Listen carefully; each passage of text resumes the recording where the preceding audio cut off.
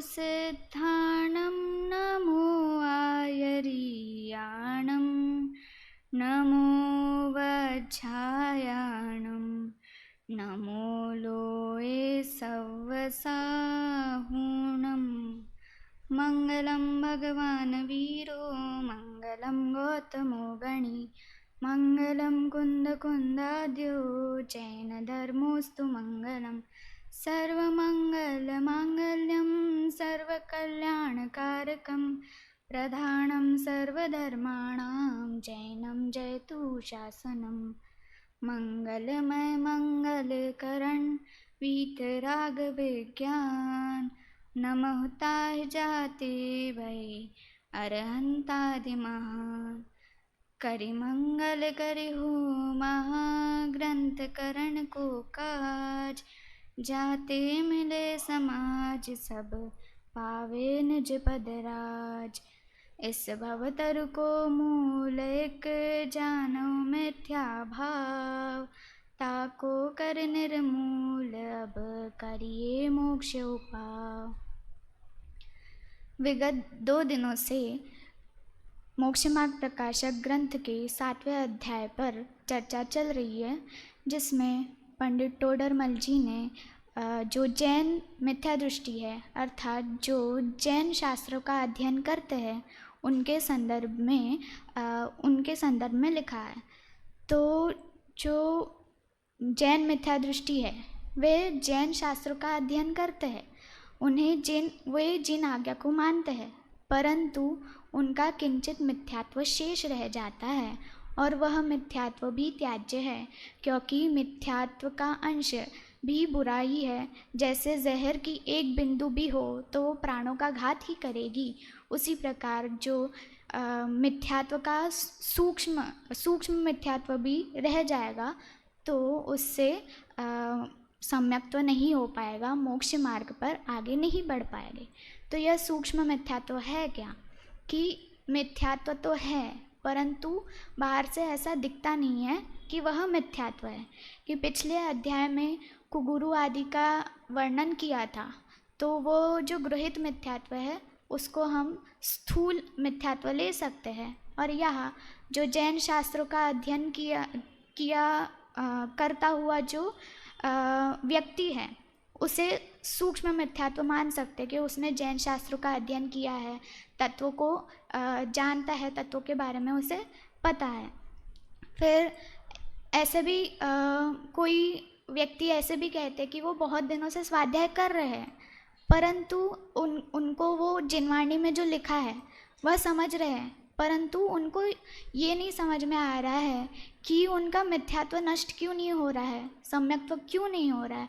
तो इसे भी हम ऐसे ले सकते हैं कि उनका सूक्ष्म मिथ्यात्व बाकी है, इसलिए उन्हें सम्यक्त्व नहीं हो रहा है।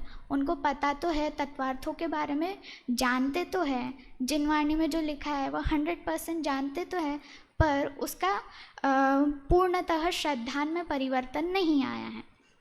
तो ये जो कमी रह गई है वो कैसे रह गई है, इसको हम ऐसे भी देख सकते हैं कि जो पहला गुणस्थान है उसमें से चौथे गुणस्थान में आए तो वो श्रद्धा तो या तो सम्यक हो सकती है या तो मिथ्या हो सकती है, परंतु गुणस्थान भी जो है परिणामों की अपेक्षा असंख्यात होते हैं। तो जो मिथ्यात्व में मंदता रूप जो परिणाम हुए हैं उसके अपेक्षा से सूक्ष्म मिथ्यात्व है। इस प्रकार हम ले सकते हैं कि जो मिथ्यात्व तो पहले पूरा था, परंतु उसमें जो मंदता आ गई है उसको, जो स्वाध्याय आदि करके मंदता आ गई है, उसको हम सूक्ष्म मिथ्यात्व ले सकते हैं। परंतु ऐसे कई ऐसे सूक्ष्म मिथ्यात्व का चर्चा, स्थूल मिथ्यात्व की चर्चा ऐसे आती नहीं है। तो पंडित टोडरमल जी ने शिष्यों को समझाने हेतु इस प्रकार मिथ्यात्व की चर्चा बताई, और इस 7वें अध्याय में जो सूक्ष्म मिथ्या दृष्टि है उसके 4 प्रकार बताए: निश्चयाभासी मिथ्या दृष्टि, व्यवहाराभासी मिथ्या दृष्टि, उभयाभासी मिथ्या दृष्टि और सम्यक्त्व सन्मुख मिथ्या दृष्टि। कि जो निश्चय का पक्ष रखते हैं, मात्र निश्चय को ही मान रहे हैं, उसको निश्चयाभासी मिथ्या दृष्टि कहते हैं। जो व्यवहार न्याय को ही मान रहे हैं, व्यवहार न्याय को ही मुख्य कर रहे हैं, वह व्यवहाराभासी मिथ्या दृष्टि है। और जो दोनों को एक समान, उसमें जो संबंध है उसको नहीं मान के दोनों को एक समान ग्रहण कर रहे हैं, वह उभयाभासी मिथ्या दृष्टि है। और जो उसको जिसे कुछ काल बाद सम्यक तो होने वाला है, वह सम्यक्त्व सन्मुख मिथ्या दृष्टि है। इस प्रकार 4 प्रकार के मिथ्या दृष्टि की चर्चा इस 7वें अध्याय में आई है। तो आज हम निश्चयाभासी मिथ्या दृष्टि इनकी चर्चा करेंगे। तो ये जो मिथ्या दृष्टि है, इनको निश्चय और व्यवहार न्याय का यथार्थ श्रद्धा नहीं हुआ है, इसके कारण वे इस आभास को ग्रहण कर रहे हैं। तो निश्चय और व्यवहार न्याय है क्या? कि निश्चय और व्यवहार न्याय ये अध्यात्म के न्याय हैं कि वस्तु को जानने के 2 दृष्टिकोण हैं। अगर एक दृष्टिकोण को नहीं मानेंगे तो वस्तु हमें पूरी ख्याल में नहीं आएगी। कि निश्चय न्याय क्या है? कि त्रिकाल अपेक्षा, स्वभाव अपेक्षा से जो कथन करता है वह निश्चय न्याय है। और व्यवहार न्याय क्या है? जो पर्याय अपेक्षा, वर्तमान पर्याय परिस्थिति को देखकर वर्णन करता है, वह व्यवहार न्याय है। तो जैसे आत्मा शुद्ध है, त्रिकाली है, उसमें कोई राग द्वेष नहीं है, कर्म से बंधा नहीं है, इस प्रकार निश्चय न्याय का कथन होता है। और जो इससे विपरीत, जो राग आदि से युक्त है, कर्मबंध से सहित है, वह व्यवहार न्याय का कथन आ गया। तो इस प्रकार निश्चयाभासी कौन है? कि जो निश्चय न्याय के कथन को मात्र निश्चय न्याय के कथन को ही सर्वथा मानता है और व्यवहार न्याय के कथन का निषेध कर देता है। तो इसके संदर्भ में ऐसा समझ में आता है कि ये तो कह रहे कि सही है कि निश्चय न्याय तो भूतार्थ है और व्यवहार न्याय अभूतार्थ है। समय सार की गाथा में भी कहा है कि व्यवहारो भूदत्तो देसी दो शुद्ध न हो, कि व्यवहार न्याय अभूतार्थ है और निश्चय न्याय भूतार्थ है, इसलिए निश्चय को ही ग्रहण करना चाहिए।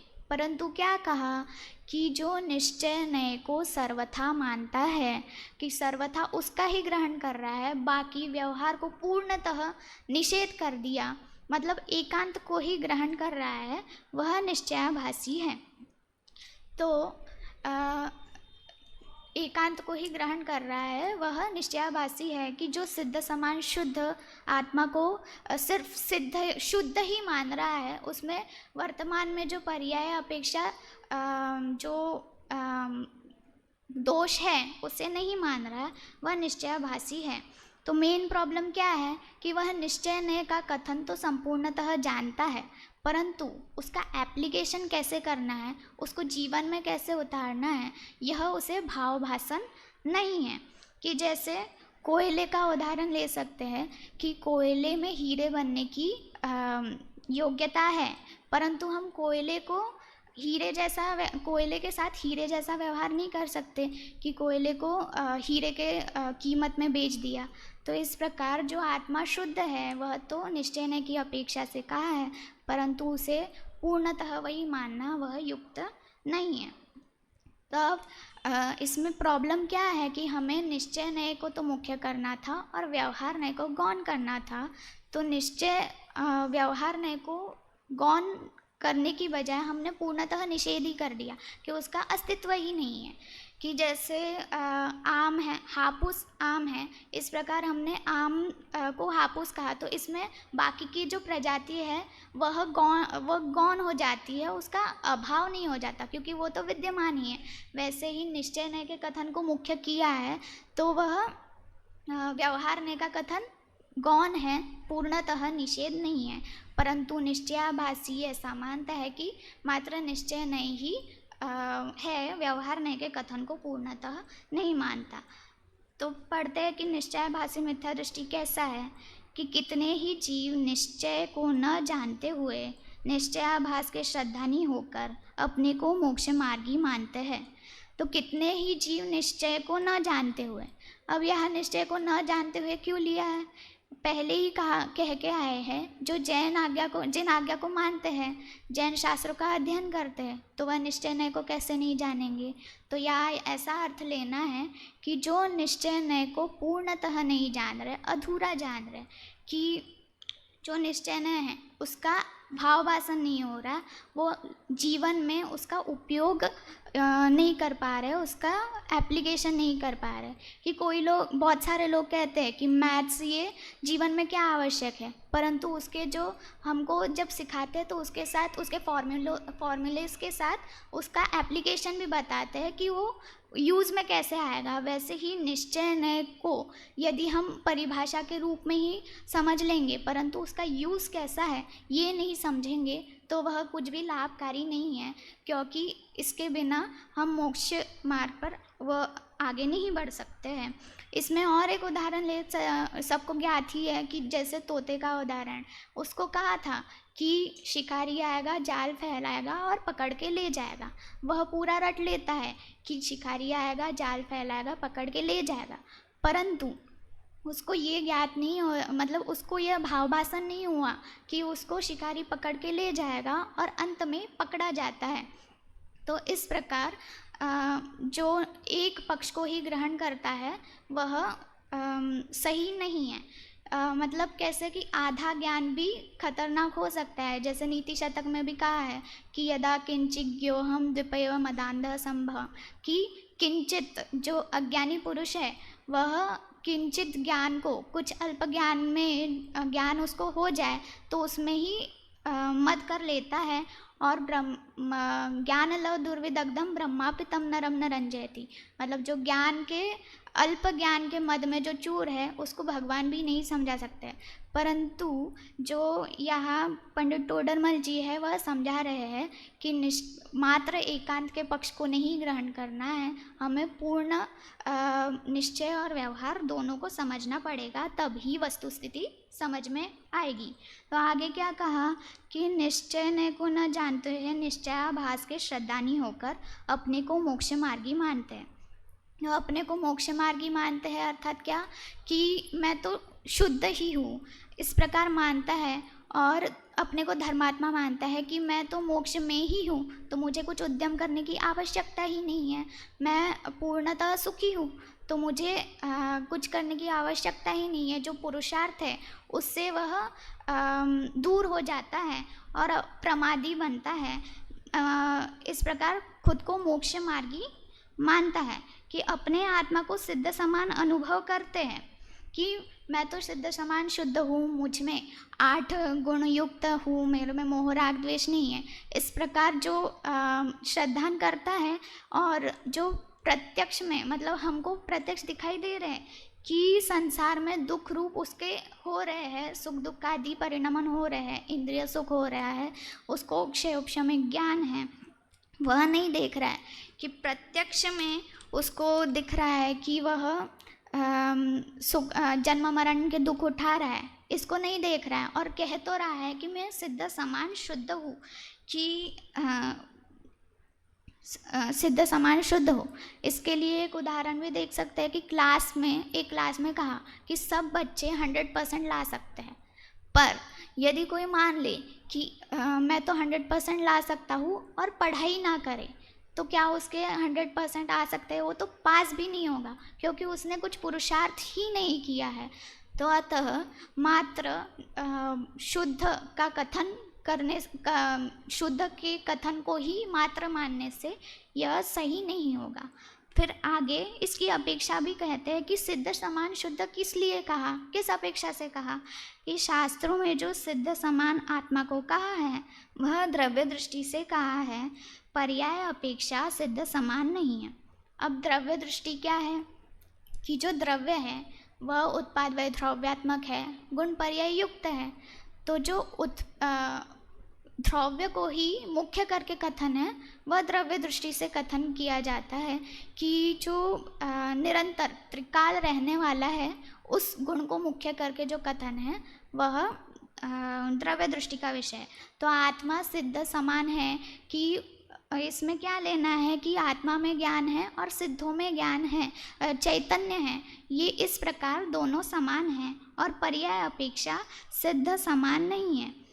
कि पर्याय, जो वर्तमान पर्याय हमारी चल रही है, उसमें हम देख ही सकते हैं कि हम में पूर्ण जो केवल ज्ञान है, पूर्ण जो रागादि जो है उनका नाश नहीं हुआ, केवल ज्ञान प्रकट नहीं हुआ है, तो और सिद्धों के तो प्रकट हो चुका है। इस प्रकार उनमें अंतर है। और आगे उदाहरण भी दे रहे हैं कि जैसे राजा और रंक मनुष्य पने की अपेक्षा से तो समान है, परंतु राजा पने और रंक पने की अपेक्षा से समान नहीं है। जो राजा है और रंक है मतलब दीन है, तो उसके वो दोनों मनुष्य हैं, मनुष्य पर्याय से युक्त है, तो वो दोनों मनुष्य पर्याय की अपेक्षा से समान कहे जाते हैं, परंतु राजा के साथ रंक जैसा व्यवहार नहीं कर सकते और रंक के साथ राजा जैसा नहीं व्यवहार कर सकते। यदि राजा के सामने उसको तुच्छ मानेंगे तो वह हमें तो दंड दे देगा। तो इस प्रकार उनके पर्याय में तो भिन्नता है, परंतु यदि हम उनके द्रव्य में मतलब जो पर्याय में ही अगर अभिन्नता मान लेंगे तो यह सही नहीं होगा। जैसे हम देख सकते हैं कि जैसे स्वतंत्र देश है, उसमें कहते हैं कि सभी लोग समान हैं, तो इसमें समान है का अर्थ क्या है कि सभी को अवसर समान है। कि जो किसी को प्राइम मिनिस्टर बनना है तो उसे सभी प्राइम मिनिस्टर तो बन सकते हैं कि एक एज लिमिट के बाद सभी प्राइम मिनिस्टर बन सकते हैं, परंतु सभी एक साथ प्राइम मिनिस्टर नहीं बनेंगे। जो पुरुषार्थ करेगा, उद्यम करेगा और चुन के आ जाएगा वही प्राइम मिनिस्टर बनेगा। तो इसी प्रकार जो पुरुषार्थ करेगा, उद्यम करेगा, रागादि मोह राग द्वेष को नष्ट करेगा, तो वह सिद्ध समान बन सकता है। इस प्रकार सिद्ध और संसारी राजापने और रंकपने की अपेक्षा से समान नहीं है। फिर आगे कहते हैं कि उसी प्रकार सिद्ध और संसारी जीवत्व की अपेक्षा से समान हैं, परंतु सिद्धपने और संसारी पने की अपेक्षा से तो समान नहीं है। कि सिद्ध है, संसारी है, दोनों जीव द्रव्य है, दोनों में चित स्वभाव, चैतन्य स्वभाव, ये दोनों में समान है। सिद्ध में जो ज्ञान दर्शन रूपी जो गुण है वह न तो कम है न तो ज़्यादा है, और न जो संसारी है उसमें भी चैतन्य स्वभाव है, वो चैतन्य स्वभाव दोनों में समान ही है। यदि चैतन्य स्वभाव कम हो जाएगा तो वह मतलब नहीं रहेगा तो जड़ रूपी परिणमित हो जाएगा। इसलिए जो संसारी और सिद्ध है ये दोनों जीवत्व की अपेक्षा से, चैतन्य परिणाम की अपेक्षा से समान है, और जो सिद्धपने और संसारी पने की अपेक्षा से समान नहीं है। कि सिद्ध जो है वो शाहिक भाव से युक्त है, 8 गुण युक्त है, और जो संसारी है वह राग द्वेष आदि, मोह राग द्वेष आदि से युक्त है, औदैहिक भाव से युक्त है, असिद्धत्व उसमें प्रकट है। तो इस प्रकार दोनों ही भिन्न भिन्न हैं। तो इस प्रकार द्रव्य दृष्टि से कथन क्यों किया कि जो द्रव्य दृष्टि से कथन किया तो वो एकत्व को ग्रहण कर लेगा। तो द्रव्य दृष्टि से कथन इसलिए किया है कि यदि हमें हमारी योग्यता ही पता नहीं होगी कि हम सिद्ध बन सकते हैं, तो तब तक हम सिद्ध बनने का प्रयास ही कैसे करेंगे। तो इसलिए द्रव्य दृष्टि से कथन किया गया है कि जो आत्मा में सिद्ध समान बनने की योग्यता है। जैसे कोई एक छोटा सा बच्चा है, उसको ड्राइंग करना पसंद है, भले ही उसकी ड्राइंग की लाइन आड़ी टेढ़ी हो, कलर्स बाहर निकल रहे हो, फिर भी उसको कहते हैं कि तुम्हारी ड्राइंग अच्छी है। अगर उसको डायरेक्ट बोल देंगे कि तुमने अच्छा ही नहीं बनाया है, तो आगे वो उसको बनाने का प्रयास ही नहीं करेगा। उसको ऐसा बुरा लग जाएगा और वो सोचेगा कि मेरे में ये करने की क्षमता ही नहीं है।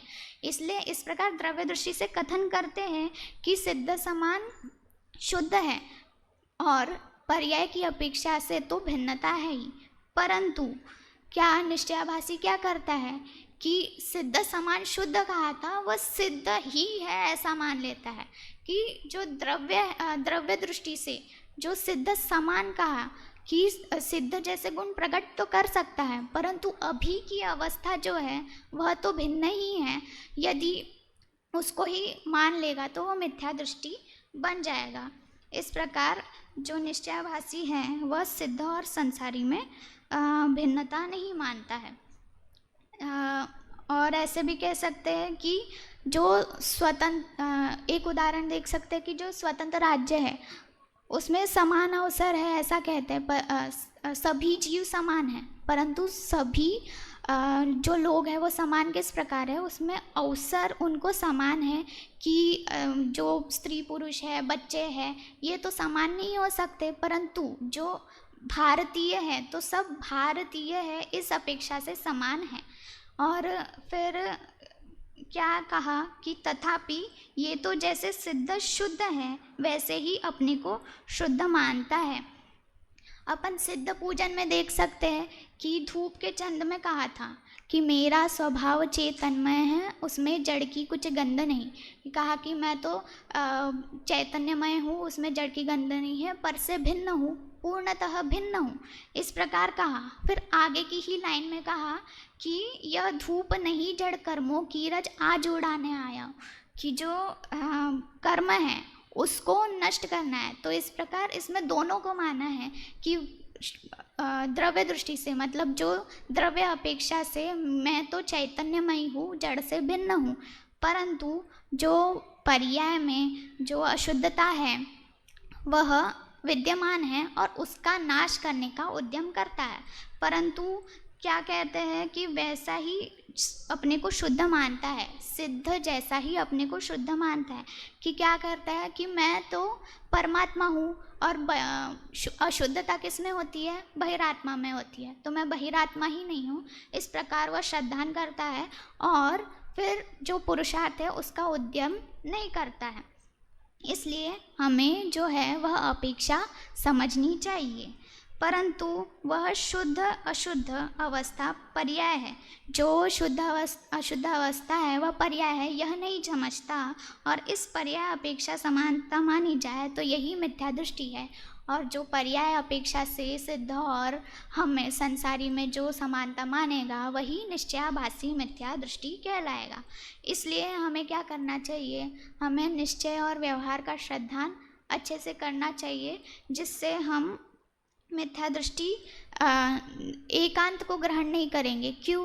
क्योंकि वस्तु अनेकांतात्मक है, उसमें जो है अनेक धर्म हैं। यदि एक को मुख्य नहीं करेंगे, एक को मुख्य करेंगे, दूसरे का पूर्णतः निषेध कर देंगे, तो इससे वस्तु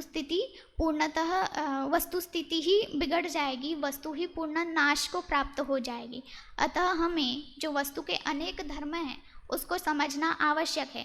यदि एकांत को ही ग्रहण करेंगे तो हमारी मान्यता में विपरीतता आएगी, जो कि मिथ्यात्व है, और हमें मिथ्यात्व का नाश करना है।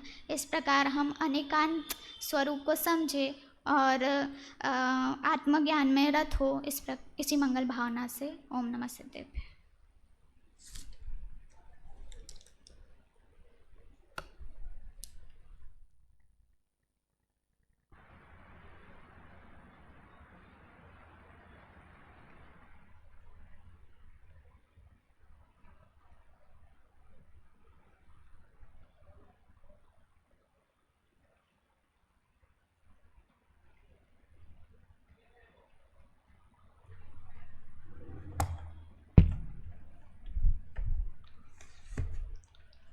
छात्र प्रवचन के क्रम में आज सुविधि जैन, सुविधि सातपुते, नागपुर प्रवचन कर रहे थे। निश्चयाभास का प्रकरण आज प्रारंभ हुआ है और कल थोड़ा सा ये कहा गया था कि सूक्ष्म मिथ्यात्व है, इस पर थोड़ी चर्चा अपेक्षित है। उसके हिसाब से आपने भी थोड़ी करने की कोशिश की और उसमें 2 पॉइंट आपने विशेष रूप से बताए कि जो कमी रह गई है उस कमी को सूक्ष्म मिथ्यात्व के रूप में कहा, और एक परिणामों की अपेक्षा से बताया कि पढ़ तो लिया, आचरण तो करे, लेकिन परिणाम कैसे बन रहे इस बात की और उसका ध्यान नहीं जा रहा है। ठीक है, लेकिन बाकी सब चीज़ें अच्छी रही है ना। तो आवाज़ है तो आवाज़ को आप थोड़ा सा और तेज़ करने की कोशिश करें। बाकी सारी चीज़ें ठीक ठाक रही है, विशेष स्पष्टीकरण वगैरह भी सब ठीक किया है, उदाहरण आदि भी बराबर सांगोपांग घटाने की कोशिश की। मैं थोड़ा बताना चाहता था सूक्ष्म मिथ्यात्व किसे कहते हैं उस पर अधिक खुलासा होना चाहिए था, जो कल प्रश्न मैंने बता दिया था, जो हमें आसानी से पकड़ में नहीं आ रहे हैं। ऐसी बहुत सारी बातें होती हैं जो हमें पकड़ में नहीं आ रहे। शास्त्रों का जब गहराई से अध्ययन करते हैं तो पता चलता है कि ये ऐसा नहीं, ऐसा होना चाहिए था, या फिर कोई दूसरे हमें बता दे कि ये गलती यहाँ पर हो रही है, इस तरह से नहीं होना चाहिए था, तो वो बात। उसके बाद कुछ कुछ चीज़ें ऐसी भी होती हैं जो हमें पकड़ में नहीं आ रही और दूसरों को भी दिखाई नहीं दे रही है, उनको भी कह सकते हैं कि सूक्ष्म रूप से ऐसे परिणाम विशेष है। जैसे अभी आप लोगों ने शिविर में प्रवचन सुना होगा, उसमें जो मोह की परिभाषा बताई थी विपिन जी भाई साहब के प्रवचन में, वो क्या बताई थी मोह की परिभाषा? आगे 2-3 गाथा छोड़ करके उसी में ही वो मोह की परिभाषा बताई थी। और जब 80 नंबर की गाथा में प्रवचन कर रहे थे ना, तो द्रव्य गुण पर्याय उससे संबंधित और भी जो विकल्प आ रहे थे ना, तो वो सारे विकल्प, ठीक है, वो निश्चय संबंधित अर्थ कर रहे हैं। व्यवहार करेंगे तो व्यवहार संबंधित बताएंगे, और उभयाभास जो थोड़ा समझने में भी कठिन लगता है, इस तरह से कोई ना कोई कमी रह जाती है। आपने बताई थी परिणामों में कोई ना कोई अंतर पाया जाता है या परिणामों का विचार नहीं करता है। एक मन का भ्रम, मन में छोटे छोटे ऐसे कई सारे भ्रम तैयार होते हैं, उनको भी क्या कहते हैं? सूक्ष्म मिथ्यात्व कहते हैं, ठीक है। इस तरह से सूक्ष्म मिथ्यात्व का अब और अधिक खुलासा कर सकते हैं। अच्छा रहा है, बाकी ऐसे ही सारे विषय तैयार करते रहें और आपके माध्यम से अच्छी प्रभावना होगी। इसी भावना के साथ मैं समीक्षा पूर्ण करता हूँ और यहाँ पर